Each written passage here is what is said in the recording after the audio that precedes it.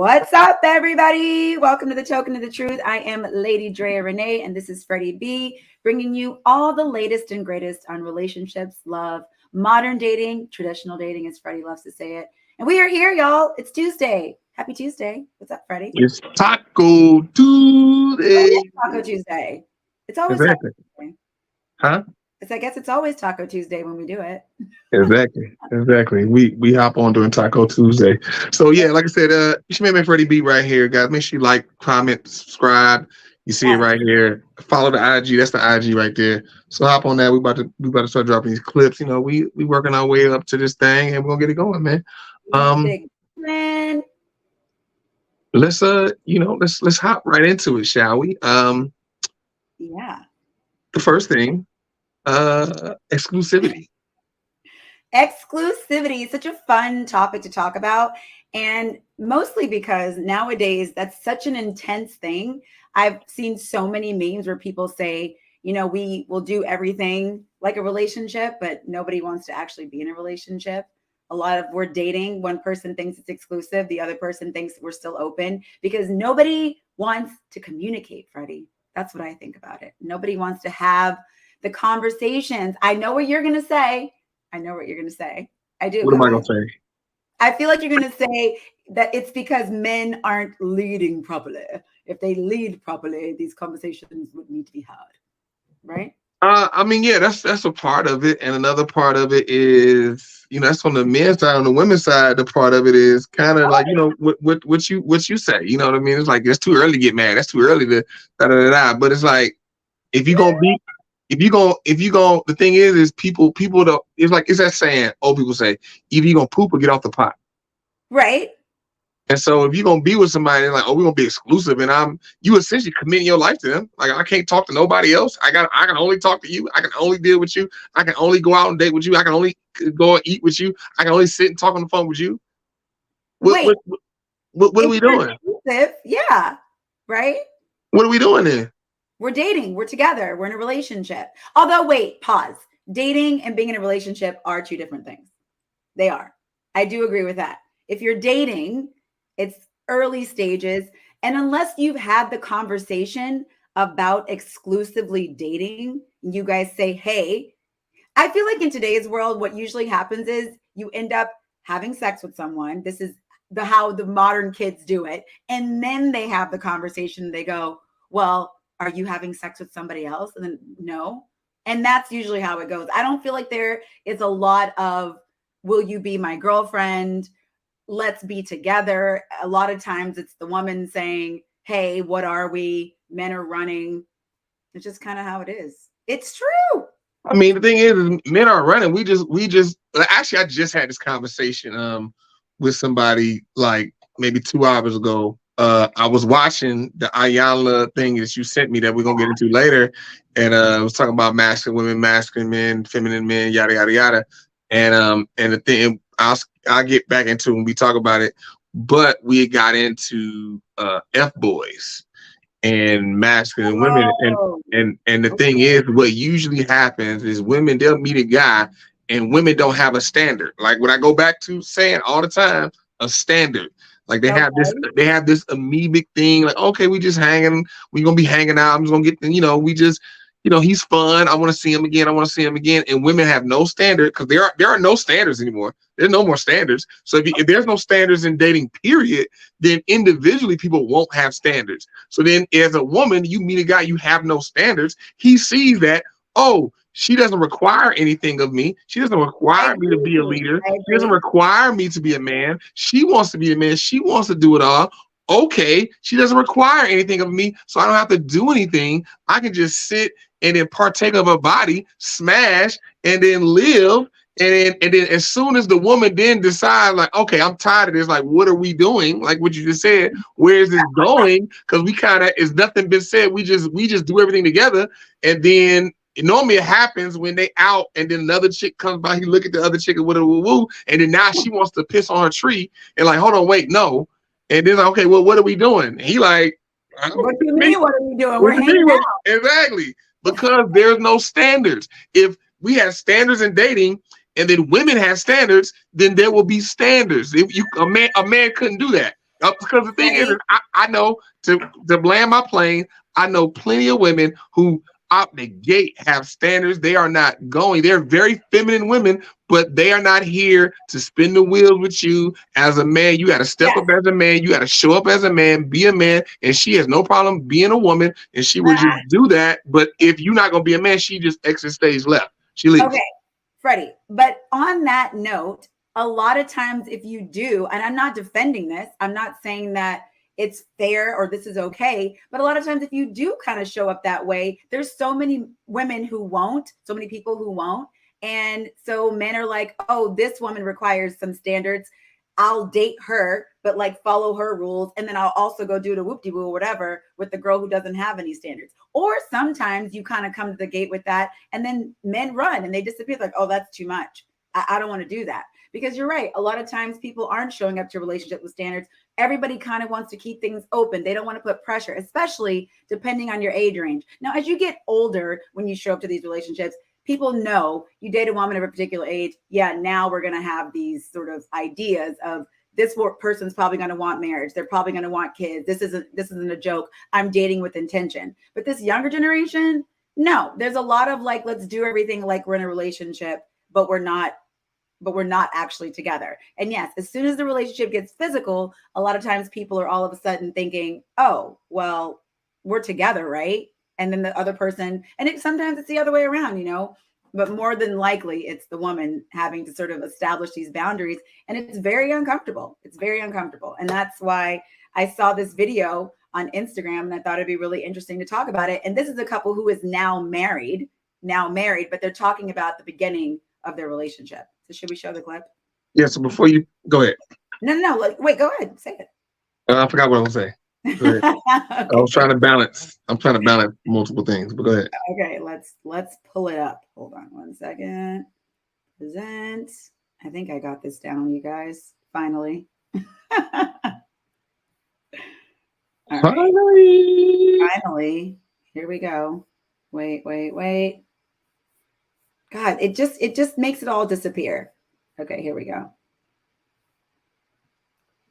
Turn the volume. Dating as if we were in a relationship. Okay. So for me, I feel like dating is exclusive. Like if we're dating, me and you, like we're exclusive. Okay. That's where I think we were mixed up at the beginning because we were talking for quite some time. Mm-hmm. So you was talking, I was dating, and there was a confusion. Okay.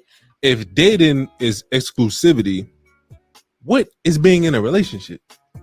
That is the relationship. What do you mean? No, This is the absolutely evolution of a not. relationship. Absolutely not. See, this is where we went wrong. Why? Okay, so I get it. So talking, right? Mm-hmm. When me and you exchanged numbers, Right. We're talking. we were on the phone talking. Mm-hmm. Okay. I come home. I came back to Delaware like after a month, and we went out on a date together. A date. All right. So That's listen. And I enjoyed your company. right. So then we move on to the dating phase where I started to spend more time with you to get to know you. Right. And then I asked you to be my girlfriend, which then brought us to the relationship phase. So I don't think that dating is the relationship, because if dating was the relationship, why did I ask you to be my girlfriend? When I think back to me and you treated dating as if we were in a relationship. Okay. So for me, I feel like dating is exclusive. Like if we're Okay. dating, Okay. Well, there we go. There we go. I mean, I got to say, I agree with him. When you are dating somebody, You agree with the man? I do. I don't think one date is not a down payment on a marriage. One date. That is not how that works. You're dating to get to know somebody, to meet someone. You don't go on one date and then you're like, oh, we're in a relationship. And so I think sometimes in those situations, maybe people get a little like, hey, I'm gonna try to like lock this down kind of vibe. I don't know. But I agree with him. Once he said, and I've said this on our podcast before, I really think the man should set the temperature on the relationship, because when they ask, It's just better. It's just better. Ladies, it's just better. That's my opinion. I don't why is it better though? Because it just you got to break it down. You got to break it down. No, it's just better. Break it down. You are going to push that on a man who's not ready. You're just going to start with cracks in your foundation. I think it's important that the man is like, this is the woman I want to be with, and that he chooses to start the relationship to be with you and only you. But I've just, in my experience and my like friends' experience, you trying to push that narrative, if that's not what they want, you're just going to be setting yourself up for disaster. You didn't really go into why that should be the case though. I just think it's better, Freddie. But why should it be the case? You got, because you said why you said why you think it should not. One, I don't think you should push anybody to do something they don't want to do on both sides, right? Definitely. So if you are dating someone and you're having to be like, hey, what are we doing? Hey, what are we doing? And this person's giving you signs it's not what they want to do, leave it alone. But if a man, even if a man's pushing a woman and she doesn't want to do it, I'd say leave her alone.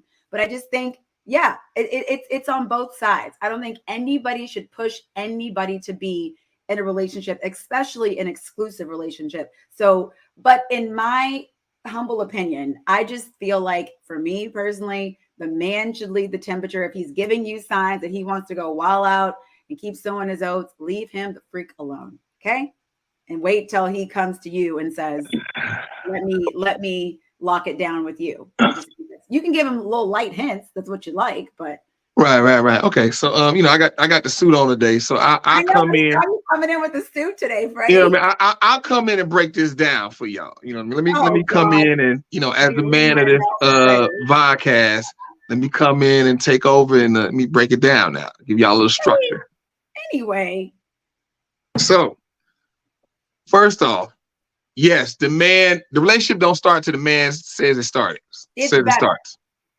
The relationship don't start until the man says we're in a relationship. The man never says that. Y'all never in a relationship. I don't care what you ladies think. It doesn't matter it don't matter what any women out there. I don't care who you are. It does not start until the man you dating says we're in a relationship and I'm interested in you and I want to build something with you. Before that, y'all just having fun. These are our opinions, guys. Yes, this is what we feel. This is your opinion. We agree, but I'm about to break it down for you, because the reason why I just said what I said is because we got Felicia. We done forgot about the Aunt Lacey. Hi, Auntie. The reason why I say what I say is because I said this before. Women hold access to sex. Men hold access to marriage and relationships. We hold the access. So if you're in a relationship and a woman is like, oh, we go together, I'm with him, that's my man, blah, blah, blah. But he like, we not, then you're not. Well, then you're not. You're not. It's not. That's not the case. People say, well, it could be vice versa. Anything's possible. Nothing in life is absolute except for death and taxes. But what you'll find, generally speaking, obviously, we're having these conversations under the auspices of generalities. Generally, what you'll find is that if the man is in, you have a relationship. If the man is out, you do not. Men hold access to marriage and relationships. Women hold access to sex. And so the thing is, I don't always fully agree with that, but continue. You can't tell me a time where that's not the case. So, women decide who have sex. That's true. Basically. Yes. So women hold access to sex. Men don't decide who have sex. That don't happen. But relationships and marriages, men decide who get married and who gets in a relationship. Men decide that. All right. So that's your primary reason. That's your key point to why the man should set the temperature, as you say. And the man should be like, hey, we start a relationship. Also, it goes back to the leadership aspect. You want your man, ladies, to lead you properly, to be a proper leader. And if he can't lead you into a relationship, he can't lead you in the relationship and through it. So, women, if you're with a man and you want to be in a relationship and this man ain't proceeding that way, you should proceed out the door. It's just like, it don't get no simpler to that. It don't get no simpler than that. There's feelings and emotions involved. It does get a little complicated, but you're right. Right. It gets complicated because women find ways to get, like what you said, get their feelings and emotions intertwined into men, primarily through giving their power away early on in a relationship, allowing or not setting standards, like you said earlier. Or like that. You don't set standards, then all types of things happen. And then especially you have sex with a guy that's dropping a hammer, then you lost out there. Then you just lost. Then you just float. You like, I don't know what the hell to do. I'm just hoping you come around. That's true. It's very true. I mean, Yeah. everything gets a little foggy. All decisions go out the window. Right. You find Right. yourself We both know it's true. I mean, I'm not saying I'm saying I know it's true on my end. I'm saying you know it's true on your end. That's what I'm trying to say, y'all. Okay. That's what I'm trying to say. Let's go to what Felicia said. Being exclusive don't mean each person can't have male or female friends. And also in life, in any relationship, men look and women look. It's now it's not what you do, it's how you do it. This is real life. Yes, people do window shop, all that type of stuff, but there are caveats in that. There's nuance there. It's not just, oh, my man look, my woman look. There's nuance because it's respect. And respect, about to say that. Respect means something different to women than it does men. And then so you have even more nuance there. To respect, there's nuance. It's how you respect a woman is different than how you respect a man. I'm talking about looking and seeing other people, the respect of that. You think that's different? In the way that the nuance that goes into it. Yeah. You mean, so if we're together and we're out and you look at a woman and I look at a man, the respect that we should have for each other in that situation is different. The nuance. That's what I'm saying. The nuance. It's not. That's what I'm saying. Like, just saying you looking at the opposite sex. Just saying you looking at the opposite sex. There's nuance that goes there. So, for example, if you and I are out, a girl walks by with the juiciest of booties, like, yo, like butt, just like we at the pool and butt is just ridiculous. And I look, more than likely, you looking right with me, like, shoot, nigga, I'm right there with you. I mean, I'm looking at it too. I don't think it's, and see, here's the thing. I have friends that will get really upset. Women that I know will get really upset if their man looks. I think that is crazy. And I feel like if you're going to put yourself in that mindset, you're going to be crazy all the time. Then y'all just can't leave the house. So if I see a beautiful woman or a nice looking man and we both looking and we're both, oh, it's a nice looking woman, I'm not going to get upset at my man. Now you can be disrespectful and you can gawk and now we have a problem. But if you looking like, it's like, oh, well, we both know that's a nice butt, then okay, let's not pretend like it's not happening. That's crazy to me when people do that. So a lot of those women have self-image and self-conscious issues. That's usually what you find women like, oh, if you just look and it's an issue, like especially like if a woman, she has a small butt or no butt, she got teased about it coming up and she's self-conscious about her butt. Then the girl with a big juicy butt walk by and you look at it, then she hasn't reconciled that. Thing is, a lot of people, reconciliation is key. And a lot of times we think about reconciliation with another person. The thing is that you yourself is a person too. Like people forget themselves when they talk about, oh, you need to reconcile with your mom, reconcile with your friend. A lot of people haven't reconciled with themselves. Like, getting to know other people. A lot of people don't know themselves. And that's why people just assume that who better knows you than you. It's actually very false. A lot of people don't know themselves. And then they get in relationships.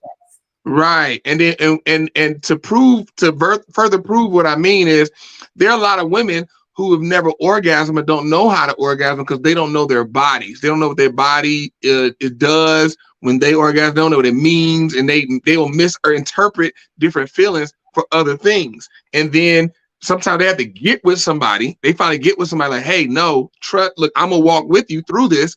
The self-consciousness goes away, and then they walk into this whole world of knowing themselves. Well, the statistic is 70% of women do not orgasm. And I think a lot of that has to do with some shame stuff, trauma, just even comfort with a person and just like letting go. Because I definitely heard of, different women having these experiences, which is very unfortunate, very unfortunate. I am not in that 70%. But anyway, I do feel for those ladies. And Drea just shamed all the women they never orgasmed. No, I'm not shaming them. I said I feel for them. I get it. It's difficult to get to that place. Even as you get older And as women get more sexually active, and we're in the prime as you get older, I think you become more comfortable. But when you're young, you're figuring out your bodies, and and you're trying to figure out your sexual experiences, it can be quite the journey. And especially if you are doing these things with fear and going into relationships with men and not setting standards. Now, look, it depends on what you want, right?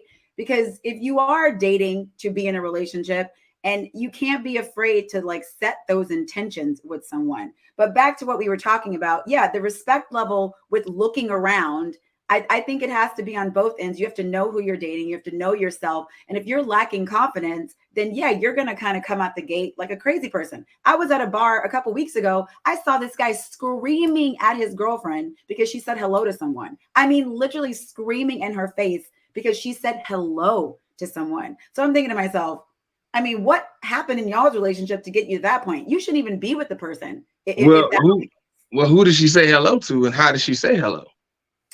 From what it was actually a friend of mine she said hello to, and she just said, "Hey, how's it going?" We were at a big birthday party. I didn't actually know the couple.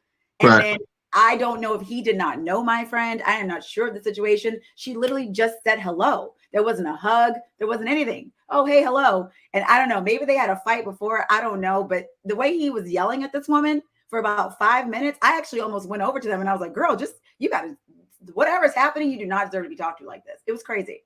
It was absolutely. Yeah, I mean, I would, obviously the trauma thing is on both sides. There's men with different issues that happens, and then, and then it'll reverberate in a relationship. But what I was saying about the nuance and respect level, yes, respect is respect. But then you have nuance of how you approach things. And like I said, men and women are different. So that's why respect to each group is going to be different, because we're different and we value different things, and different things among men mean different things as opposed to different things among women. That women. An example of what you're saying. So what I said about the man and the woman, the girl walk by, vice versa. If it's a man, because the thing is, men are competitive. We're naturally competitive against other men. Also, men size other men up off rip. That's just, it's a posturing thing that's just innate in us. It's an animalistic thing that just happens. It's not that men go and like, hey, I'm gonna go walk in this room and I'm about to size up all the men in this room off rip. We just walk into a room, and if there are men in there, we size them up as it pertains to physicality, intelligence, sense of humor, all the different types of things that we as men understand or know that the opposite sex may like. We size them up. It's just it's a competitive nature. That's why when you watch sports, the best sports that people watch have who playing in them? Men, because men, when we get into competitive nature, it gets animalistic, it gets really real, it gets like super intense, almost to where fights happen a lot of times. So you're saying if an attractive man walks by, then what? What's the respectful, nuanced response versus the big booty girl walking by? Okay. What is the response? So the thing is so you said an attractive man. So a man walking by and then a woman acknowledging him, it's like, okay, like what is happening there? Because then that man, like, now the thing is, I'm not advocating for the man to do what you said, like he yells in her face doing all that. That's not necessary. Like, cause me, I don't believe, cause thing is the way I speak for primetime men. I speak for men out there that are prime time. The men who know, like, when they wake up in the morning, I'm prime time. I'm not a basement dweller playing games and I ain't got no swag. I'm speaking for the men who have means, who are prime time. They PTPers. I'm speaking for the PTPers. I'm not speaking for F-boys. These are the men I speak to. I speak from the point of view of the type of man that the vast majority of women want. You want a prime time man, a man that it don't matter about his physical attributes. Like, oh, he's gorgeous. It's a man that he might be okay looking, but his stature, how he stands, how he enters a room, how he conducts himself is of a premium nature. He could take whatever he's given and then flip it and make it look good. So, but if that man walks by and here's the thing. Here's the thing. Those men are naturally competitive. That's why they're prime time. And so if a woman, you're with your woman, and then she's like, okay, oh, that guy, look at that guy. Oh, but he looks good. Then that's a problem. One, One, here's the thing. One, men that are prime time operate off their prime time because they have status. Status is primary with men. Status isn't primary with women. Status doesn't affect women like it affects men. Would you agree there? I agree, but we're separating. Okay. We're separating. So here's the thing. We that's fine. I'm gonna break it down for you. We're separating. I'll break it down for you. Status is of the utmost importance to men, period, and especially your prime time men, because and with that same token, you as a woman, you want a prime time man. The reason why you want a prime time man is because he has a lot of status, how he carries himself. Then now, if you get with him and then start to break the status down, that's counterintuitive to the man that you got. And then it ends up to where then you then leave him for a man that has maintained his status. Right. And so the thing is a man will not be with a woman who does not add to his status, especially a prime time man. If you're a woman, you take away from my status, that man doesn't, he looks less upon you. Like, okay, that's not a woman I want. Right. Because I'm with this woman and now my status is decreasing. Think about Jeff Bezos.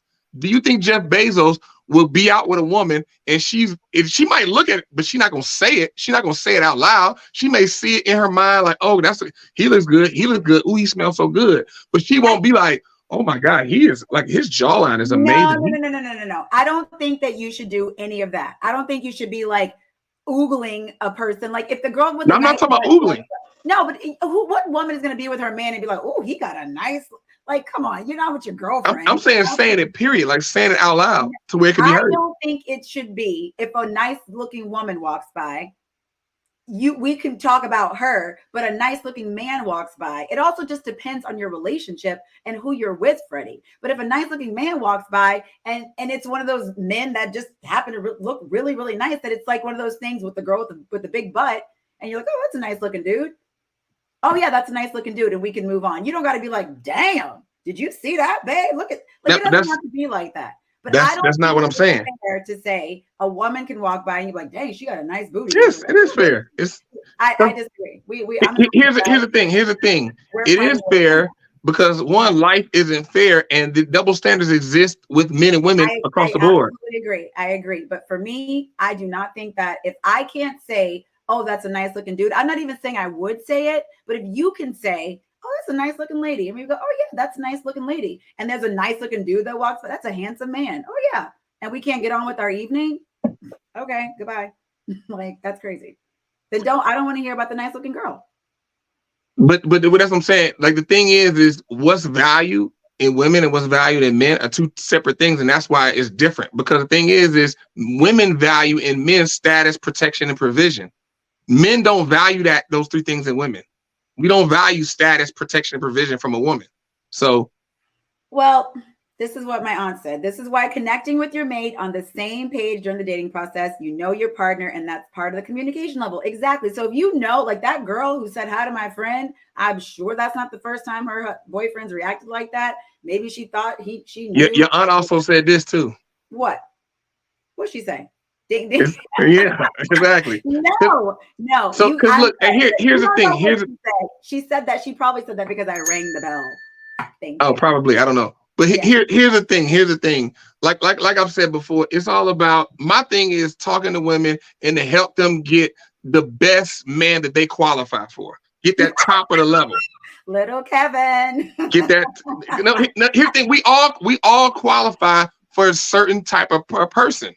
Qualify, Freddie, you're so funny. What listen, qualify for? Even me, I qualify for a certain type of woman, and I know that. So my thing is where I am currently, I'm always trying to shoot at the top level of the woman that I qualify for. I don't shoot for the bottom level of the woman I qualify for. The top level. Even with you qualify for a particular man, so you should shoot for that top level. Maybe you might get above what you qualify for, but the thing is to get the top level of what you qualify for, or maybe even above, you have to understand the opposite sex. And the thing is what you'll find across the board is men have no problem understanding or trying to understand women and what they like, all these types of things. Women, on the other hand, could care less what men value and what men look for. Where are these men? Where are these evolved men? Where are they at? No. Wait. What? Here's the thing. Where? Men. Now, I'm not talking about morality. See, now when we get I into said more, evolved. All I said was listen what I'm saying. evolved. Listen what I'm saying. Just because a man wants to understand what women like does not mean he's evolved. And so the thing is a lot of men use that information to just have sex with women. Yes, Some they men use that information to get a premium woman to add to his life so that she brings him more status and also is a safe place for him to land to motivate him to be more competitive and productive in today's society. That's what men want from a woman. Women don't want that from men, but men understand what women want. Some men use it for nefarious means. Some men use it for positive means. Women could just care less what men want. We don't care. And it's no. I'm not going to let you blanket statement that about women could just care less what men want. I absolutely not.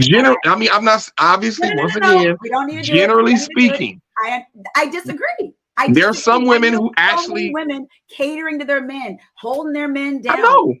What are you talking about? They don't care what their men want. I know this. I personally know women who have that ideology, but then, but the thing is those same women that the mud, holding their men down, sticking by their sides, ride or die till the end. What are you talking about? Yeah. So you talking about? I think you went into like some other women. We can talk about that later. No, but I'm saying women care what men want. Yes, they do. Yes, no. The women watching, please go in the comment section, guys. Please go in. I think here's the thing. It's a difference between a woman actually understanding how men operate and what they value, as opposed to blindly following a man. A woman being a ride or die chick for her man. That's nice, but it's not impressive. Because the thing is, there are a lot of women that are ride or die for men who ain't going nowhere. You ride or die in a stationary car. And it's like, what are you doing?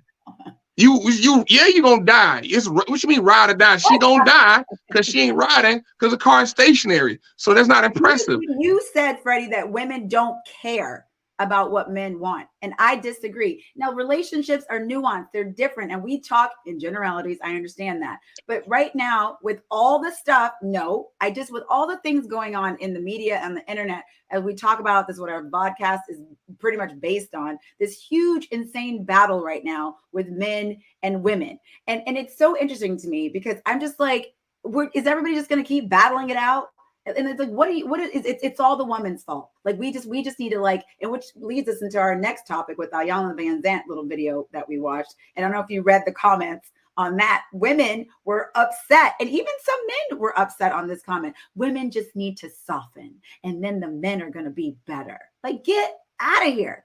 Get out of here. I'm sorry. That's not really what she said, but read the comments, Freddie. Read the comments. Okay. But the reason why I said what I said was going back to we talking about the respect differences between a couple being out and a man seeing a woman and a woman seeing a man and them voicing their affinity towards that person. That goes back to, like I said, once again, what men expect, what men value, and what women expect and what women value. And that's what I'm saying. Like when I said that, you was like, no, it has to be a 1-for-1. And what I'm saying is not a 1-for-1. It's not a 1-for-1. I understand that's what you feel, and that's fine, but that's not what I don't agree with that. I don't think it's okay for a nice looking woman to walk by and my partner says, oh, that's a nice looking woman. I agree. And it's all good. We go on with our evening. A nice looking man walks by and I'm like, oh, that's a nice looking dude. Or he says it or whatever. And I'm like, yeah, that's a nice looking dude. And we go about, and then the evening's an explosion. He said it? So if you walking with your man and your man, dude walks by and your man look like, damn, he's a nice looking dude. If it's a really handsome guy, like I mean, whatever. I don't think that's okay. Weird. So this goes back. We had this conversation. I don't think that's weird at all. Like so this is kind of loosely related to a conversation we had about you were like in college. I think when you kissed a girl before, right? Freddie, can we not do that? Okay. That's but no, I'm being serious though. But I'm laughing at your reaction. But the thing is that, well, what a lot of women would tell you is that they were with a man, they saw their man kiss another man, they'd be like, yeah, I'm out, fam. I'm out, fam. Obviously. And so, like I said, that goes back to a specific reason of double standards. That there is a double standard there. That is not the same thing. That is not the same thing. That is not the same The thing. concepts are the same. No, that's a completely different situation. Concepts are the same. Freddie Moultrie. Because a dude could be with his chick, they out kicking it. She can, I don't know why she kissed her friend about. I'm like, okay, move on with the night. Whatever. It ain't nothing. It's not the same She thing. see, you know, That's where there's a double standard. That's where there's a double standard. I'm sorry, I can't be out with my guy, and he makes out with his guy friend, and we go home. But that's a whole other conversation. This goes back to what I'm saying about, like, okay, you out and you see somebody attractive of the opposite sex. Same concept. No. Status. Like I said, men operate off status. Freddie, you can't compare a woman kissing a woman into your, listen, I'm saying for me, if my man kisses another man in front of me, that's not for me. Everybody do whatever you want to do. That's not my vibe. But you know, your girl kisses another girl, I mean, it's whatever, it's different. This is my opinion. My opinion, it's different. Double standard, right? I said I understand the nuances of double standards in relationships, but this specific one of looking at a guy and looking at a woman, no, I don't think so. I don't think the night needs to end because I said, oh, no, I know.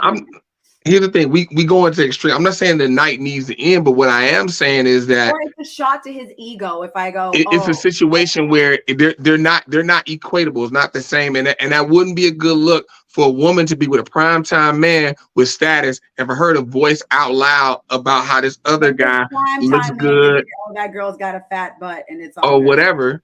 Vice versa. Because the thing is women don't operate. Oh, here's the net of it. Men operate off status, women don't. That is, we will leave this and agree to disagree. Look, the net of it. Other nice looking women, but I know I'm fine, so I'm good. I don't get mad. My auntie said I see him look at other nice looking women, but I'm fine. So this is all the women in my family. This is how all the women in my family feel. I can imagine what your family reunion is like. Love it. And my mom is Sag too, so she has the Sag energy as well as you. Very and so and also what I will say, the other part of nuance is how long somebody's been married. You know, I didn't mention that. Okay. That's important because people, what you find, like what I'm saying about men and their wives, like they've been married like 40 years. It's like, okay, like, you know, the man ain't tripping. You know, he not really tripping no more unless she just get crazy. But usually in that early, like I said with Jeff Bezos and Lauren Sanchez, like they on the front end, they still new, and it's like, all right, then it's like, Lauren, hold on. A little bit. They're about to get married. But you know, on the subject of Jeff Bezos, I had a heated discussion today with a friend of mine, who said Jeff Bezos is an idiot for getting married again after his last situation. I don't know if you guys know, Jeff Bezos just recently got engaged to Lauren Sanchez. He was obviously previously married, got a divorce. It was a huge, crazy divorce. I guess she got half of his money, yada, yada, yada. Yeah, but Mackenzie got a nice check. She got she got married and divorced again too, quick. Well, you know, whatever, it happens. So my point is, a lot of people right now are saying that Jeff Bezos is an idiot for getting married again. I think that that's crazy. One thing I will say about Jeff Bezos, I mean, I don't know Lauren Sanchez, but I think it's great that he's marrying somebody that's age appropriate. He's not marrying some little young Pop-Tart, which statistically would normally be what everyone thinks that he should do. I was listening to some podcasts earlier and people are going off on him right now that he's getting married again. And so Freddie, I was interested to see what your thoughts were. I mean, I'm hoping he gets a prenup. I'm imagining that we learn some lessons and that we'll get a prenup. But I don't think because of what happened with his last marriage that this man needs to say, I'm never getting married again. He has. I mean, here's the thing, man. A lot of people love to talk. I mean, he's the second richest man in the world, right? So a lot of people, people love to chop it up and talk like he shouldn't get married because he got like the amount of money and the assets that Jeff Bezos had. No, none of y'all even understand. It doesn't even make sense. It doesn't even compute. No. So really, to be honest with you, nobody can really speak. Like he's at a stratosphere. You can't even speak on him getting married. That's the first thing. But the second thing, let's talk about it. I am not of the belief, you get divorced one time and the woman take it to the cleaners, then okay, don't get married again. No, I'm not of the belief of that. Oh, 'Cause Freddie, we agree on something. Oh my God, that's a good So one. here's the thing. This man, my man Javere Green, Hi, he made a Jameer. this is a very valid point. It's a power move. It's a power move because the thing is that, like I've said before, a man getting married shows stability, and you can't move into those higher echelons of corporate and working and people take you. Other men don't really take you serious if you're just a playboy, because it doesn't show stability. So you have to get married. That's like almost a necessity. Show stability that we can count on you, we can trust you. But do you think Jeff Bezos still at this point even has to prove anything like that? I mean, he's Jeff Bezos. Why does he need to prove? It's like I said before, I will say it again, status. Men operate off status. Status is more important than death to a man. Like, and that's what women don't understand that, and I don't expect for women to understand that, because a man. Women understand that. Women understand that. I mean, generally, are there like there are little droplets of women who get it, who might understand it? Yes, ladies, please do not listen to that. Continue. But generally speaking, I mean, but the thing is, it makes sense. Why would a woman understand how serious status is to a man? Huh? Why can women understand that? It's just like a man not understanding pregnancy. Yeah, you're not going to actually understand pregnancy in the way of like physically. No, but you understand like but we don't understand it like you understand it. That's my point. Men don't understand it like women understand it, and we never will. So an example to use is pregnancy, because there's women with a lot of status too that could, maybe it's important to them. I don't know. I mean, the moon could fall in the sky, I don't think so. Yeah, I mean, it could. The sun could swallow, it ain't done it yet. It eventually will.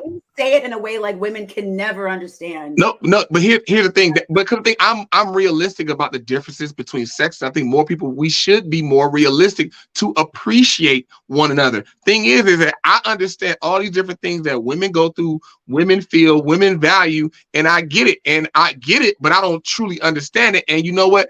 That's fine, because I'm not a woman, and I can appreciate women for that reason. Just like I said, pregnancy. I'll never be pregnant. I don't get it. I don't understand it. I just know it's painful, and that's it. But I don't understand it like a woman would understand it, and I won't sit and pretend like I will. But that's the thing.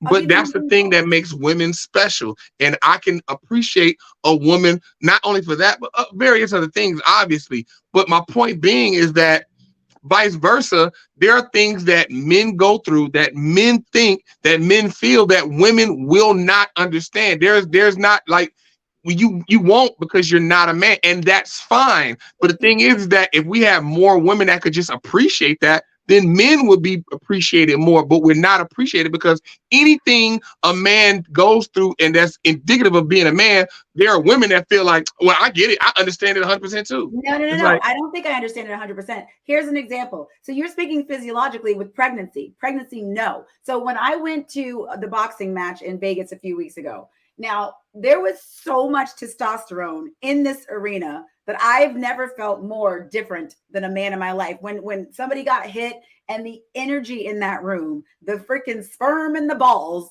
in that room, it was so intense. I was like, oh my God, I am a woman. I am not a man. So something like that, I'm like, yeah, we're having two completely different experiences. And it isn't even about like, oh, maybe I don't like boxing that much. I very much like boxing. I enjoy UFC. I get very involved. But looking around and seeing men and all of their energy, I'm like, yeah, we are different. I can appreciate that. I don't understand the testosterone running through the veins. No, that's something I can appreciate. But something like status, you saying it in an experience of a man, okay, that I can understand. But I think women have their own experiences too with status.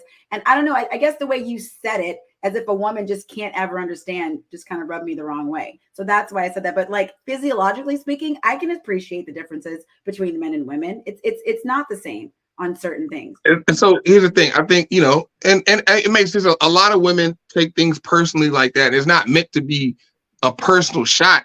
But here's the thing. Women have status, and they have it, yeah.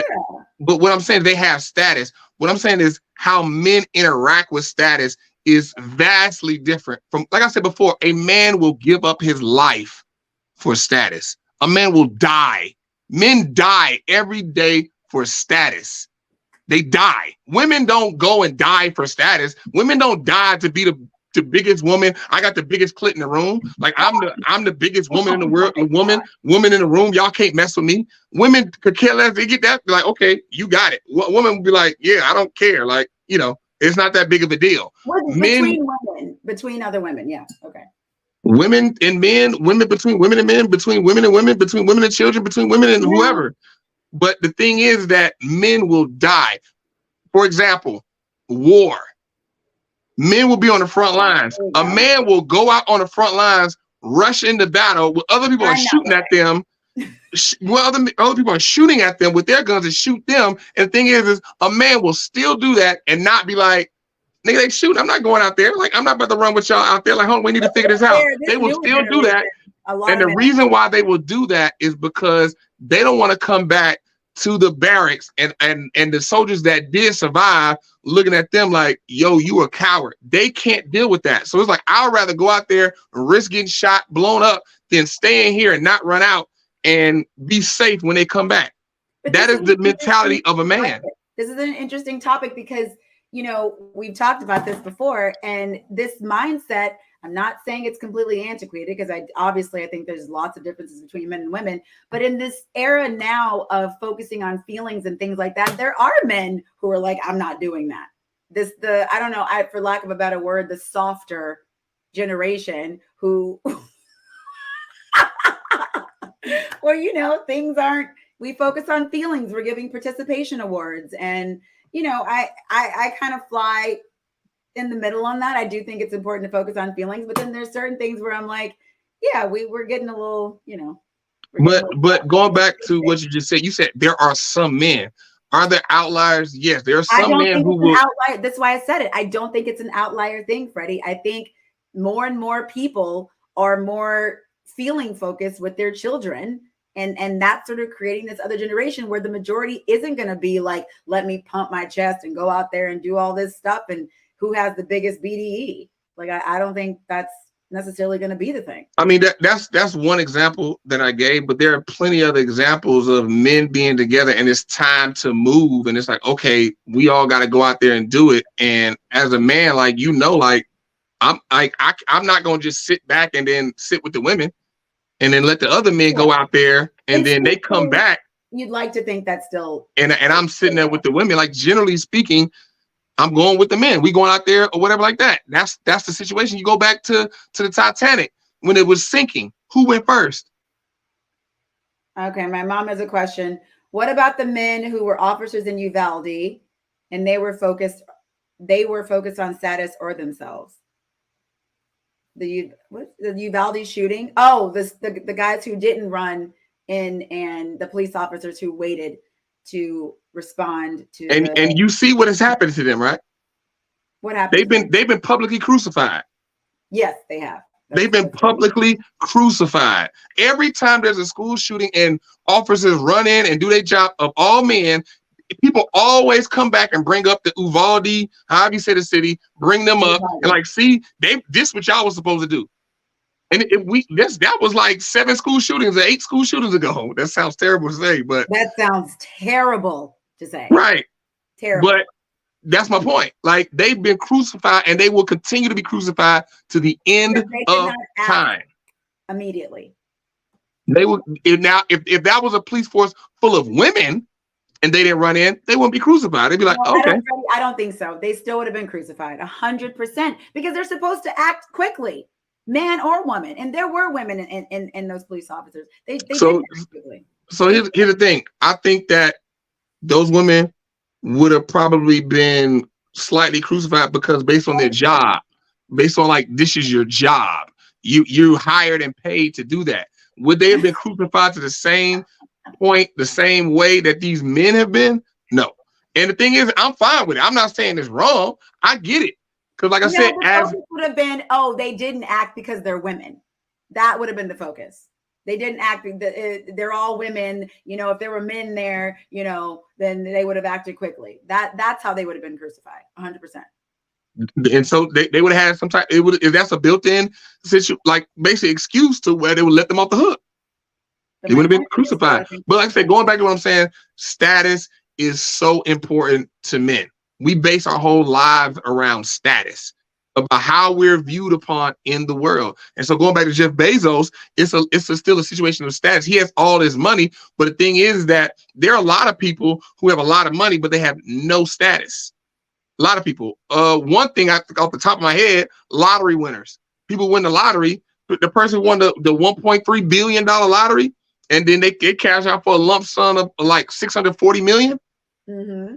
They are 9-figure, but you think that if they went into a room with somebody who worth $300 million, but owned a business, all the different type of people, would they be respected? No, they have no status. You just have money and no status. Status can go up or down, and it's not directly tied with money, even though it's associated with it, but it's not directly tied to it. So with Bezos, getting married still preserves his status. Now, to what somebody said, he better have a strong prenup. Yeah. We talk about a billionaire to where he has the best lawyers. So I'm 100% sure whatever the prenuptial agreement that he puts in place, it's going to be ironclad. It's going to be super solid. But people are still, and hey, Victoria, hi cousin. But people are still saying that even though he has a prenup, there's going to be some way that this woman's going to, and this is just literally assuming that they're going to get divorced. I mean, I don't know what's going to happen with Lauren and Jeff. I mean, I've assumed they've been dating for a while.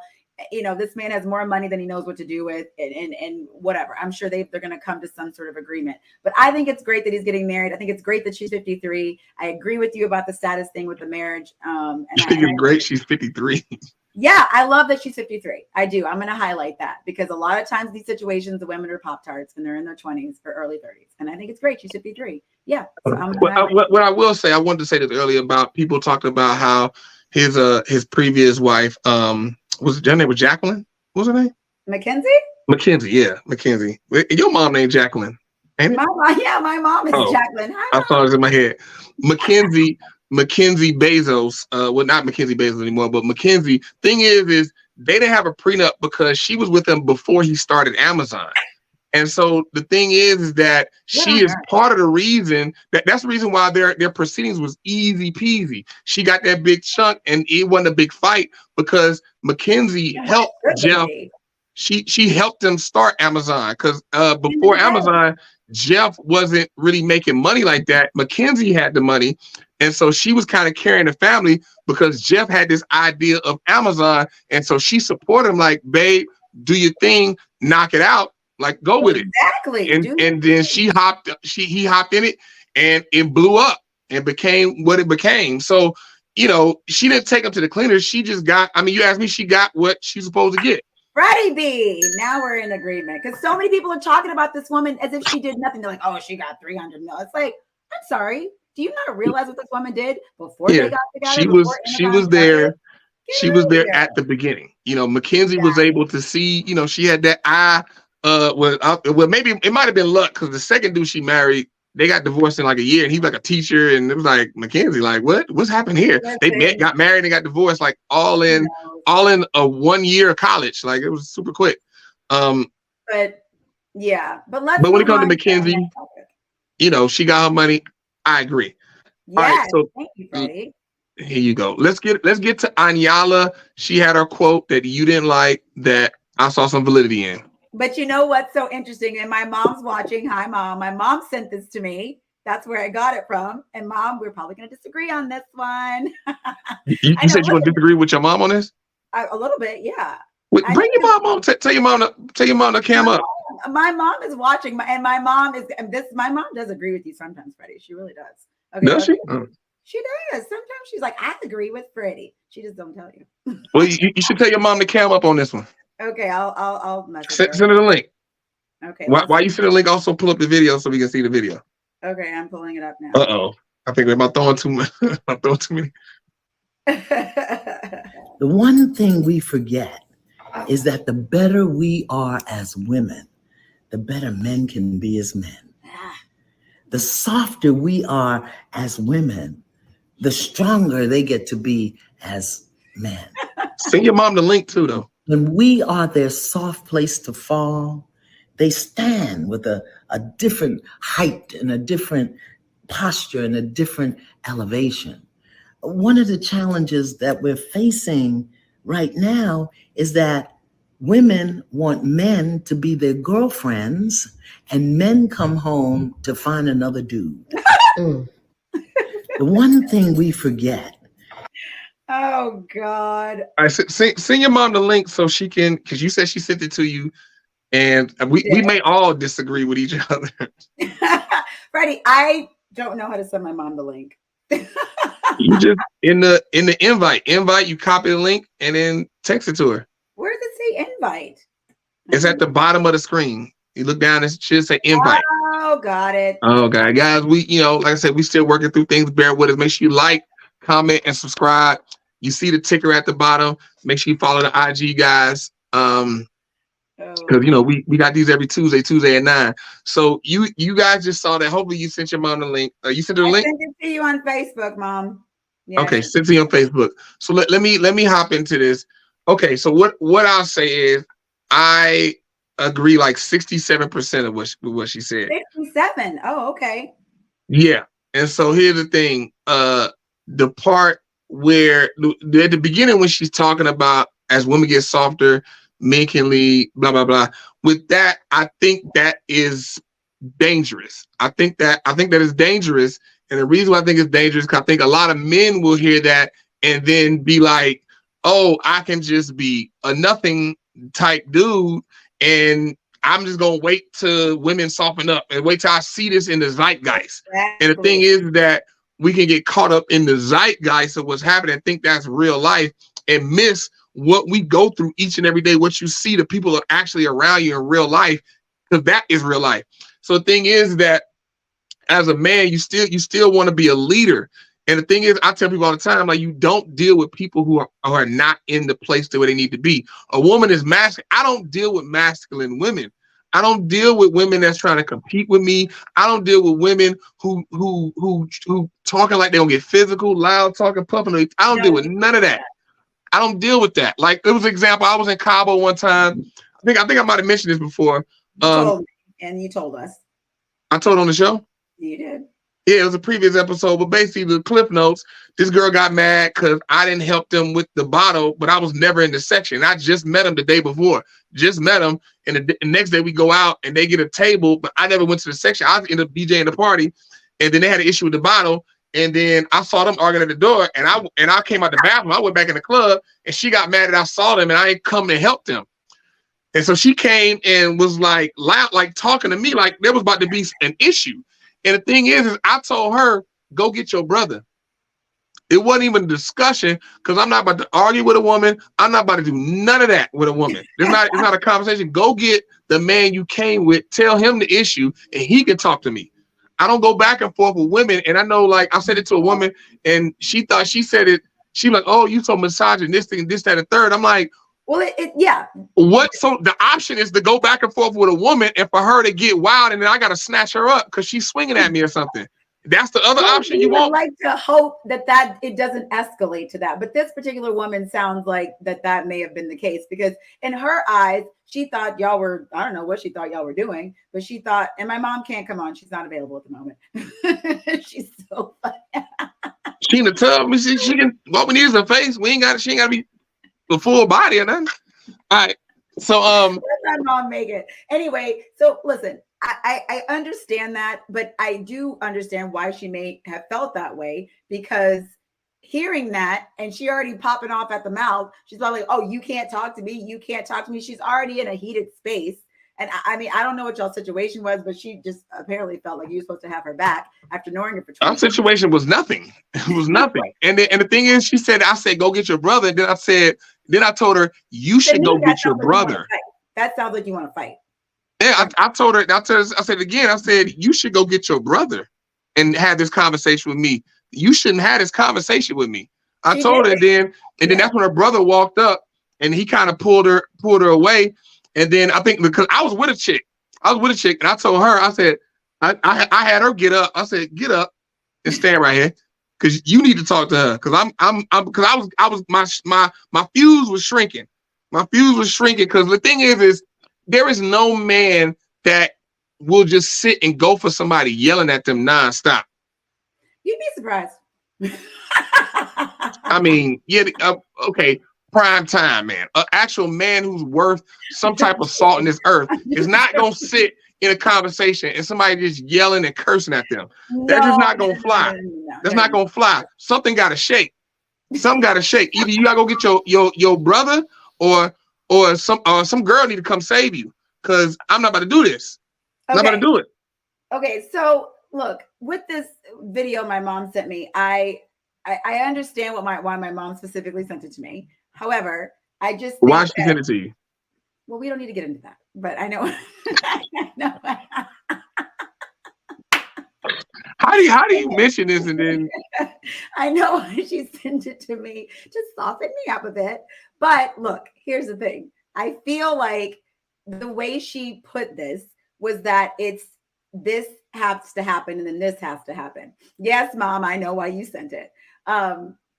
And if you read the comments, a lot of women were upset because they're like, oh, it's just all on us. Like if we're soft, then these men are going to just fall in line and act right. And that's not the case. And then also saying, you want to come home to your man being your girlfriend because you want to talk to your partner, tell them about your day and kind of go back and forth and have a dialogue. I'm not sure what are you supposed to do? And then I know I have friends who say things like, oh, you save that for your girlfriend. I will never be in a relationship with someone that I can't have a conversation with about my day and download and we can talk about it, and vice versa too. I want him to come home and talk to me. Like, and then they say you're coming home to men. Like, I didn't understand that at all. So I mean, the second part of what she said, I agree with. That's the part where, okay, that brings it above. The first part, I felt like it was problematic. I felt like, because like a lot of things people say, softer. It's like, because a lot of things these people say online, I think that, taken as a soundbite, they can be very detrimental and very problematic, especially to the wrong people. You got some men out here are incel. Now. Yeah. Yes. You got some men who are incels. Some men are MGTOW. All these like far-reaching. They take that and they eat it up, and it makes them even crazier and go to the further stretches of the earth. Like MGTOW, it stands for men going their own way. Right, and that's decoupling from women, which sounds idiotic to me. Sounds very stupid to me. Where are you coupling with yourselves, guys? Just curious. Yeah, it's about being monks. They going down in monkhood, going that route. Oh, I didn't know they were going to the monkhood. I thought we were just that's the concept, like going down into monkhood. And the thing is that no about that, and so what the first part is problematic. Hearing that is like, yeah, it does make it sound like we just wait. All the men just sit back and wait on women. And when they figure it out, they do it. And like, that goes back to what I'm saying. It speaks to the zeitgeist. And the thing is people forget, like, there is a real life that you live outside of the internet. And that piece communicates that, hey, like, the zeitgeist is real. This internet stuff is real. And so wait till you see a cavalcade. The vast majority of women that you see online get soft. While you doing that in your real life, there actually are soft women who are a soft place to land, who are great, that you just not paying attention to because you caught up in this internet stuff. And so I think that is a problem, what she said, and it needs nuance. And the thing is with that Iyanla, I hate trying to say her name because I always mess it up. But me too. Iyanla. Iyanla. I expect more from her. I feel like she, in that situation, she should have added the nuance. But the thing is I understand media. In the comments, they ate her up in. I know they did, but I understand media now. And to make money, you pretty much gotta be way on some extreme and have those viral moments and just say things like that to where other people start talking about you, and you don't add the nuance. The second part, I agree with on. What you find is a lot of women, when they talk about what they want in a man is essentially their girlfriend. They want another girlfriend. Okay, that's what they want. Right. So here's the thing. To what you just said, when we had these conversations and you talk about what you want in a man, I'm just going off with things that you said, Drea. I want a man who listens to me talk about my day. Wait, listen to what I'm saying. I'm not saying that's wrong, but what I'm saying is you have not said what you want that man to be as a man. Like how you want that man to show up as a masculine leader male. The things that you've been. This is your terminology. That's all your stuff. The things that you've been specific about are things that you can find in a girlfriend. To show up with reciprocity, to listen to me about my day as well as me listening. Wait, let's just hear me out. Hear me out. What I'm saying is the things you've been specific about, you could find all those things in a girlfriend. Freddie, I'm not going to come home to my partner and not talk to them about anything. Am I right? Where's the relationship? No, I'm not. No, listen to what I'm saying. Listen to what I'm saying. There's no relationship. Listen, Drea. Listen to what I'm saying. I'm not saying your man should not have that. That's not what I'm saying. That's a great quality for your man to have, to be able to converse with him.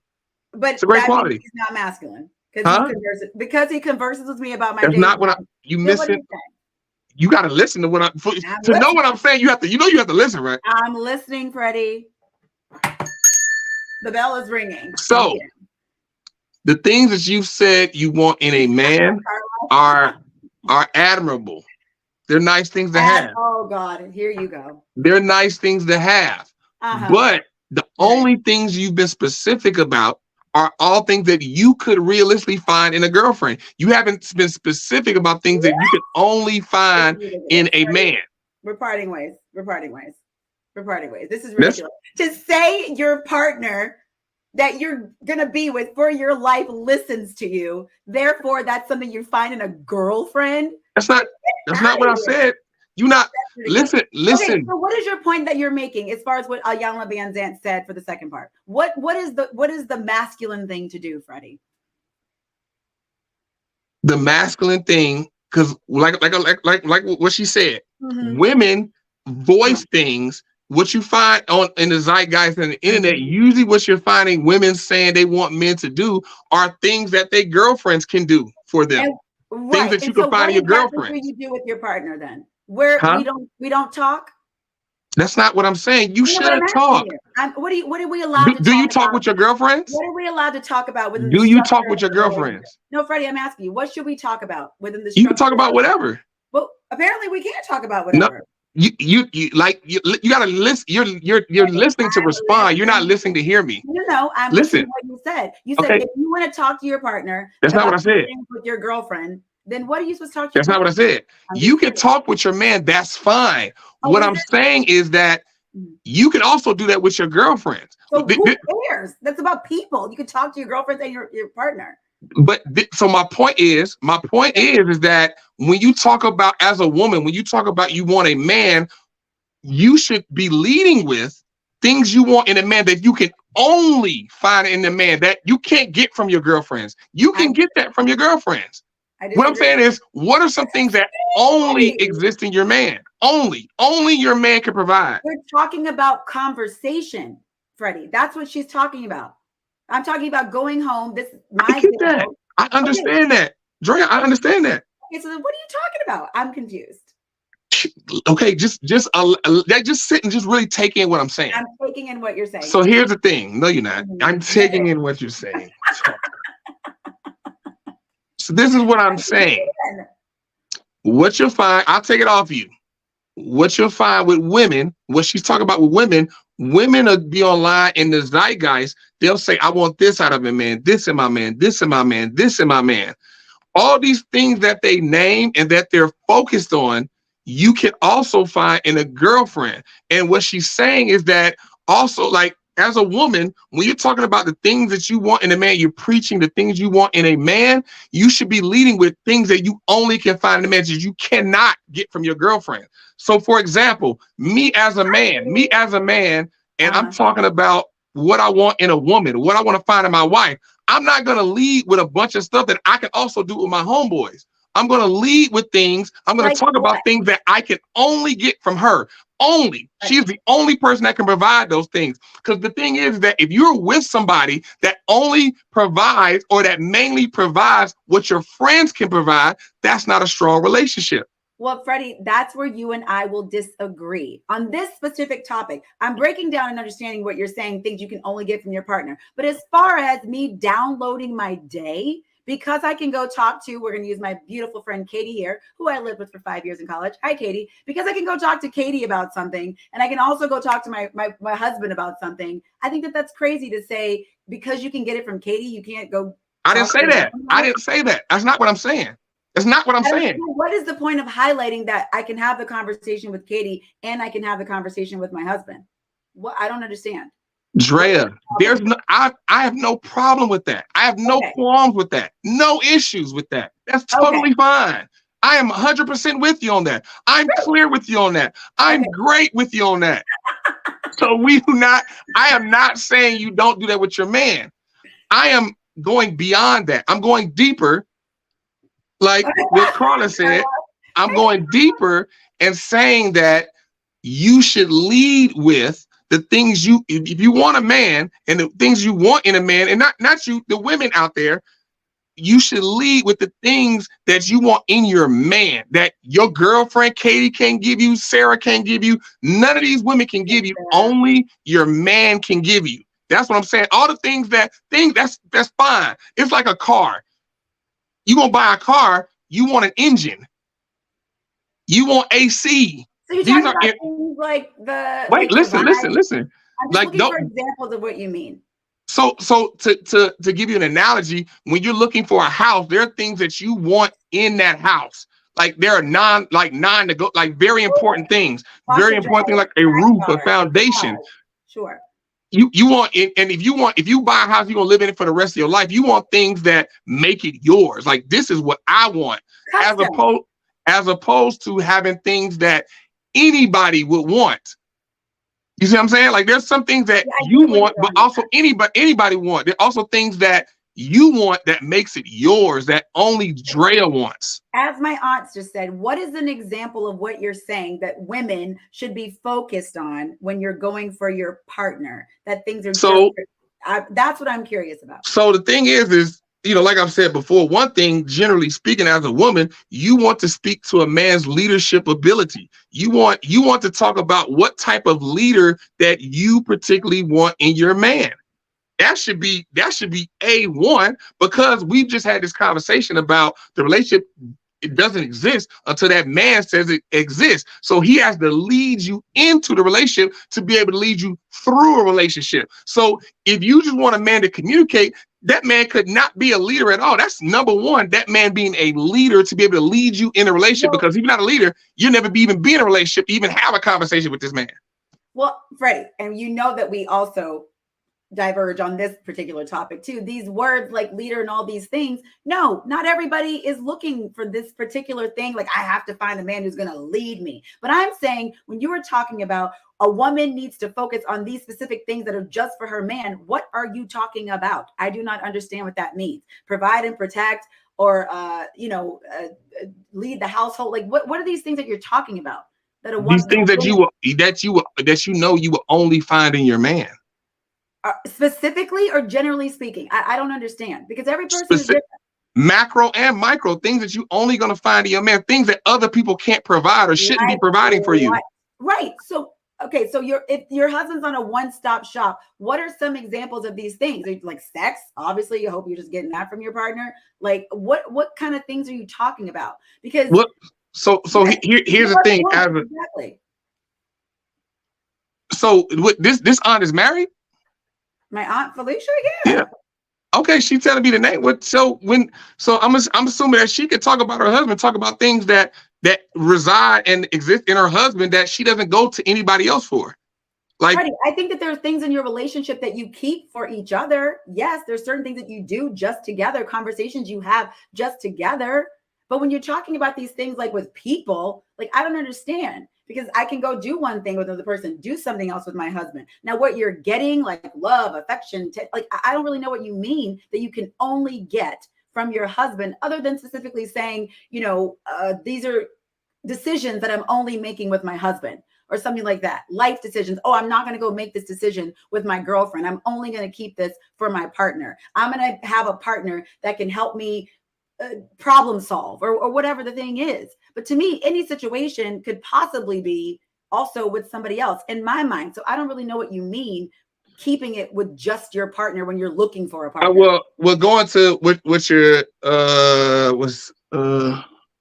and Carla said if he isn't a leader. Yeah, that word leader, Carla, it doesn't sit always well with me. I mean, she said, if he isn't a leader, where y'all going? So I mean, like that's the thing. I mean, if your man isn't a leader, he's not going to lead you in a relationship. He's not going to lead you to the relationship. So there's that. But I'll put it on me. I'll take it to me. You got the suit on today. I have no problem, laying it on my shoulders and talking about me. I'm an open book, as anybody knows. So when it comes to a wife being a supportive, soft place to land, a wife being motivational, somebody I can give pieces to, and she can multiply those different things, and then going to what? Freddie, motivational. Only your wife can be motivational in your life. I'm specifically going to for motivation. Yes. Okay, continue. I'll speak at the end. I'll make a note. I mean, so does that doesn't make sense when we talk about like because that intimacy there? Things that you can only get from your partner. Now, I think that if you're going to make the majority of your life decisions, your thoughts, and run them by your partner, yes.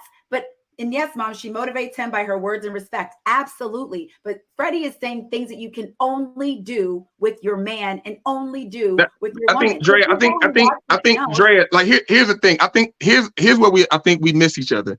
We miss each other because when I'm talking, I'm talking with an air of nuance, like generality, like, okay, you hearing what I'm saying. And it's like, okay, you hear a lot of things I say, and you take it as like, boom, like only, like, boom, all women, all men. No respect. No, like you take it like that. And it's like, Drea, that's not how these conversations go. You were pointed in saying, if you can go have a conversation with your friend, but what is it that you can only get from your man? So that is what I got hung up on, because you said the word only. So here we are. Because the thing is that when you marry somebody for life, Carla gets it. She said, and you become, Carla understands what I'm saying. Yeah. When you marry somebody for life, you become one with that person. So you guys have an energy and a synergy that you have to develop. And to develop that, the thing is you have to go into things honestly, go into things ready to receive. And the thing is that me getting married, I'm speaking this out. It starts with speaking it out. And the thing is that, you learn, like, I bring up the Christian faith. God says without faith, it's impossible to please him. The thing is that even if you don't believe in God, without faith, it's impossible to please anybody. You cannot have a productive relationship with any human being if you don't first have faith in them. And so the thing is you have to have faith. I have to have faith in a wife first, in what a wife is. Then when that specific woman fills that role, then I can be specific about the faith that I have in her, and then grow. And that's how you grow our relationship. If I'm going into a relationship like, oh, anything I can do with my wife, I can do with everybody else. We starting at a off on a bad foot already, because I am equating her to everybody else in my life. So with me, I'm going to a wife. I understand that there are a plethora of things that I'm getting and I'm interacting with only my wife. I cannot get this from my homeboys or any other friend. So a general conversation, general communication, I can get that from anybody. But the thing is that if I'm looking for a wife, if you're looking for a husband, when I say you, I'm some people out there, not you, Drea, but if you guys out there looking for a husband and I'm looking for a wife, you have to be intentional. And that goes back to bringing full circle back to the beginning of our conversation, how this started, about talking about standards. People have to be intentional about what the things that you want. People want husbands, people want wives, but they aren't intentional, and they're not going into it with actual structure. Like, hey, look, I want a husband. I want to get real about being a husband. These are the things I'm only getting from my husband. This is what I want in a husband, and I want out my husband. I want him to provide. I want him to be not. I could possibly get it from other people. Not equating friends with my husband. Freddie, we're on the same page now, because I understand what you're saying as far as being in a relationship. And yes, your husband shouldn't be on the same level as your friends and everybody else. Absolutely. But you equated the two. No, that's not. You did. No, I was very literal, because what you're saying, Freddie, is that you make a choice to make your husband the only person that you're going to for these things. My thing is, thank you, Katie. My thing is that you had me in the mindset that you cannot, absolutely not get this other stuff from your friends or your husband. It has to just be one or the other. Now you make a choice. I'm only going. That goes back to what I said. You only can go to your husband per your own choice with certain decisions. I'm not going to go to Katie. I'm not going to go to Sarah for these things. I'm going to go to my husband. That's my choice. This is where I go to for these types of things. This is where I'm nourished. This is where I'm motivated. I'm not going to get this from Katie. So this is where I make it. And that makes sense to me. Absolutely. I agree with you on that. So I said all this. And then when you brought up this comment that Katie said, you was like, I like my roommate, Katie, I stayed with for 5 years in college. Hi, Katie. That whole piece right there, you was talking about how you could talk to Katie and your husband. You can go either way and have conversations with both. And what's wrong with me talking to my husband like I talk to Katie? No, about certain subjects. I meant just generally speaking. I come home, I have a bad day at work, and then Katie's like, "Oh, girl, how was your day at work?" I was like, "Oh, whatever." You're talking about heavier stuff. I meant just like, I'm talking about like willy-nilly. Oh, somebody cut me off, whatever. But if you're talking about big life decisions, hey, I'm trying to make a decision about, oh, I want to change careers. Should we have a baby? Oh, life stuff. That's absolutely different. That's not willy-nilly. You cannot throw that kind of stuff around. And I get that, but my point is that's what I was saying about leading with what you want in a husband. Not the first thing you said was having conversations. I want to be able to talk and have a conversation with my husband. John Van Zant's point of going home and you want a girlfriend, because that's essentially in my mind what she's referencing. So what? I don't understand. That's my point. That's because that's my point. That's where you went to in your mind. In your mind, that's what you were thinking when she said women want men to be their girlfriends. And you went to that point, like, okay, having a conversation, being able to talk to him like I talk to Katie. Like, oh, you want your husband to go shopping with you. You want to just be able to talk to him about anything. What did you, in your mind, when you heard her say they want your boyfriends or partners to be girlfriends, you heard that you can go to anybody with anything. No, I didn't hear that. That's what you heard. No. I heard the thing about conversation. That's what we're talking about. No, because the thing is when I heard that, when you sent it to me and I watched it, the thing is I went to how women want to be. What you find a lot of women when they talk about relationships, they want to do whatever they want to do. They don't want to be beholden to a man because they don't want their light to be shining. I don't want to change who I am. I'm gonna be me and da da da da. Thing is that. And they want to do their own thing, and they want their man just to be there when they decide they need him. And that's what you do with your girlfriends. Okay, that's not what I heard at all. Like when women have girlfriends, your girlfriends are there when you need them. You're not beholden to your girlfriends. They're just like they're there. You might have a trip, you hang out, you talk to them. But if your girlfriends get a little too much, they do a little too much. They get a little too sideways. You don't like what they did. You like, oh yeah, I need me a little break. Take a break from my girlfriend. No. I don't. I'm not with that. You're not going to have a successful relationship that way. And that's my point. Yeah, you can never treat your primary partner, your husband, your boyfriend, the same way that you're treating your girlfriend. And that's what women do. How you navigate the relationship. They're two totally different things. That's what women do. And then it goes. And then the part that they really interact, what you find is, when women really interact, when they're in that situation with their men, the only time they really interact with their men is when they do what you said, want to have conversation. I feel like I should be able to talk to my man because he's here. Baby, guess what? And da da da da da da da da, and they gossiping with their man.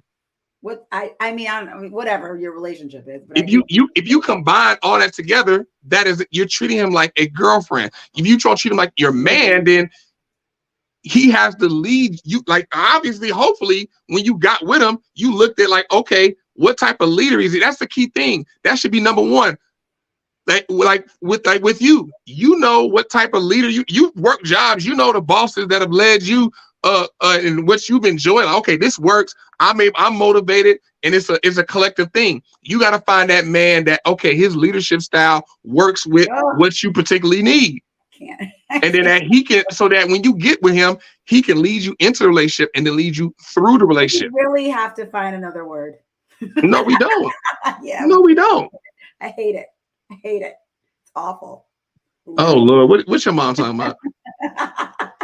Sometimes a friend knows more than the husband. That's true. I mean, but look, there are people with the school of thought that, anything that you shouldn't talk to your man about certain things. And I've never been in relationships that way. And look, some things, maybe if you like some little silly thing happened, but I like being open. I sent you that meme that one time where the guy said, my woman calls me about everything. She calls me about everything, and I'm with that. I like that. Hey, yeah, I mean, hey, and I'm totally with it. I'm totally with it. And that life. And everybody's relationship is different. That's just what would work for me. But here's the thing: it's so interesting because I remember what you're talking about. You want that life, but that life is one of, she understands, like, my man is my leader. He leads me, so that's why I can go to him with anything, because there's safety there. Because I know I picked a good leader. He's been vetted. He's been leading me well. I picked a good partner that loves me, and there's reciprocity. Yes, I agree. But see, the thing is you say partner. They like. It's not partnership, because he doesn't go to her with everything. Like, I need help.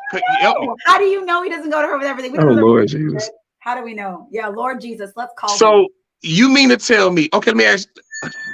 let me ask you what you would do. You was with a man. Yeah. And every week, every day, he was calling you for help on stuff, on what he should do, where he should go, what he should be doing. I love you too. Right. Every day he calling you for advice and direction and help on stuff. You mean to tell me vice versa? You gonna be then calling that same man for help and to tell him everything? Yeah. 100%. Get out of here. What? Now listen, what is he calling me about? Like, what he calling you?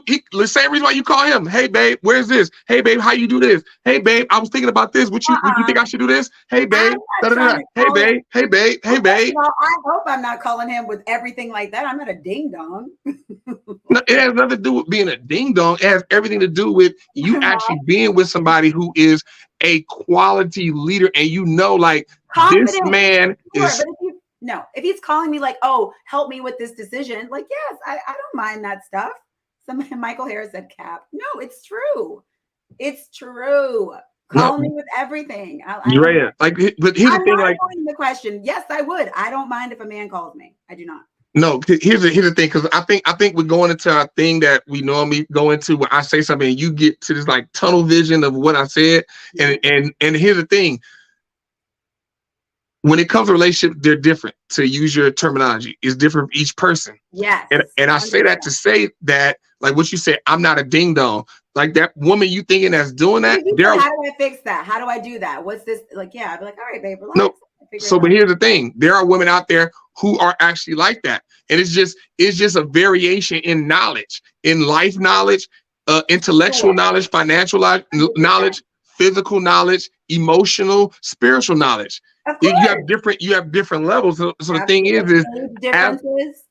So here's the point of it all. As a woman, when I going back to what I'm saying about a woman finding a quality leader, you have to find a quality leader who has all those things, and that's where hypergamy comes in. That's why hypergamy works for women and it doesn't work for men. That's why you, Drea, intellectually, emotionally, spiritually, physically, financially, you have to accurately assess where you are and then find that man that's above you, so that he's taking you into places to where you are actually it's actually like pushes against your knowledge. Well, ooh, and a lot of stuff I don't know about. So then you like, okay, you have to come to him because he's at a different level. I just don't think if my man calls me, I don't feel like that's an issue. I would want him to call me and ask me. If it's vice versa, because the thing is what we're saying, because the thing is one person in a relationship is going to be calling the other person way more than the other person for help, attention and advice and all that type of stuff. That's just how it works, because somebody is going to usurp the other person. So when in those 5 areas that I just mentioned, and it's called hypergamy. It's called hypergamy. It's called hypergamy. Areas, it could be varied. I mean, generally speaking, I mean, like, you know, it like somebody may be way somebody like in financially, but the other ones is little. So when you balance it out, the net of it, the person is still usurps them. So the thing is, it's called hypergamy. It's called being hypergamous. And a man being hypergamous does not work for a relationship. A woman being hypergamous works for a relationship. So, for example, you've heard this all the time. I'm sure you heard this many times. I'm sure you guys have heard this a lot. A man with financial means can go into a McDonald's. The cashier waiting on him could be a cute chick, beautiful. He likes her. We talked about this. He can snatch her off that register, and she could be out, life changed. Vice versa, a woman with large means goes into McDonald's, she is not pulling that young man off the register and changing his life. Not generally speaking, no. There's situations.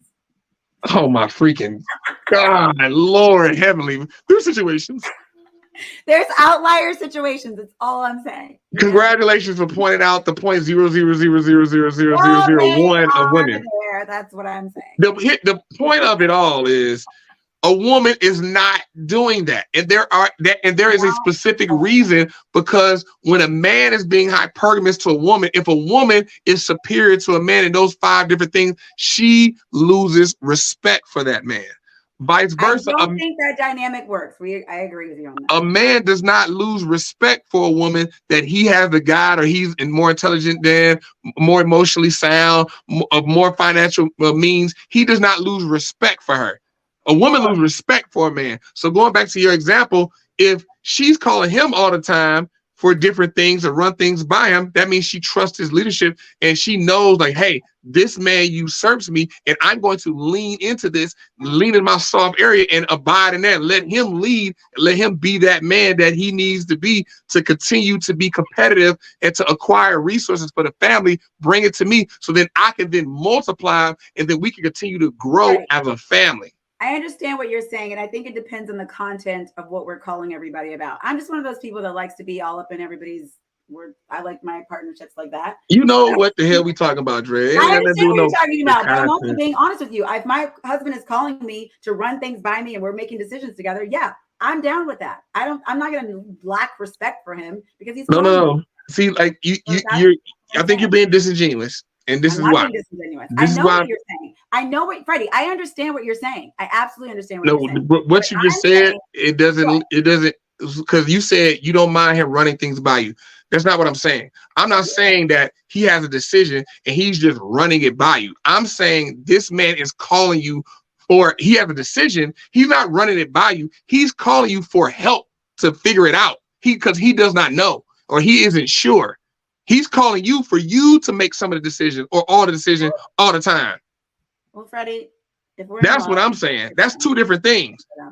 Because thing is me, I get married. Like, yeah, I'm gonna run stuff by, for the most part, I'm running by my wife just so she knows. Like you would do that, Freddie. I feel like you totally would do that. Yeah, so she on the same page. So we on the same page. But I'm not calling her to help me figure it out. I'm not like I'm at dire straits. I don't know what's happening. I need help. Like, I'm calling this just so we on the same page. Because I'm being respectful just so you know what's about to happen. That's it. We're talking about, look, if he's calling me about things that he should just know himself, then yeah, okay, I understand what you're saying. But I think what my aunt's saying too, it's levels to this. There's levels to these things. So yeah. I mean, that's what I said about the nuance. She calls all the time. She calls her husband. That's my point. That's fine. A woman can call her husband forever and a day. Hey, babe, hey, babe, hey, babe, hey, babe. It's fine. She said, don't call me all the time. Right. I don't mind calling. She a married woman. She would lose her mind if her husband was calling all the time and he actually did not have an answer. He calling her like answers ever. Yes, that's gonna get on my nerves. 100%. Yes. That's my point. Vice versa. It don't like vice versa. We get it. I don't know. We get it. We get it. Like that's my woman. I gotta provide and protect for her. She don't have it. I'm supposed to have it. I'm supposed to go get it. That's the deal. That's how men operate, and that's the hypergamous situation of it all. Like with Lauren Sanchez and Jeff Bezos. Jeff Bezos is doing things Lauren Sanchez can't afford. Not going to be calling Lauren, that's for sure. Right? He not calling Lauren for help and to do this, that, and the third. She called him. She probably called him like, okay, babe. Not, to be honest, babe, you got my plane ticket. Oh yeah, I sent it. Look, check your email, check your spam folder. Yeah, I highly doubt she's even calling Jeff Bezos. To be honest. Some of the things Jeff is doing is out her realm, and she needs to call Jeff. He's the second richest man in the world. Or his assistants. You know what I mean? I think she got the warm line. But yeah, you sent me another clip. I don't know. We're past our time. So what okay, because Dre, you sent me a 3.5 hour clip. It was like, we're gonna talk about it. I was like, we'll do it another time. Because I never met this guy and never heard of him. It's crazy how you throw all this manosphere stuff on me, but you know more about it than I do. What you talking talking about. These things come up. Now when you're doing research, things pop up on YouTube. This is what happens. And people send me clips. This is something you and Freddie can talk about. And then I talk about them. My mom sent me the Ayala one, and I'm like, all right, Freddie, I do research, all right? And on YouTube, once you start searching things that you know, the algorithm. Check it out. Exactly. All right. All right. You see, we'll end it out. You see what your mom said. I think it's great to have a man that handles his business.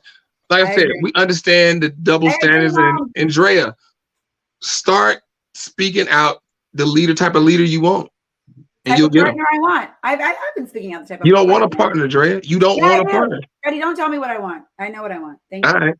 I'm trying to get you there. All I can do is all I can do. I'm good. Thanks. All I can do is all I can do. Thank you. My aunt said credit card. All I can do is all I can do. Thank you, guys. It's been another lovely Tuesday for Token and the Truth. I am Lady Drea Renee. This is Freddie B. We will be back next Tuesday, same time. Oh, look at that, Freddie. My mom said she loves you. I keep it real. Yeah, you real. 100. Guys, we'll be back next week. Bye, Felicia's.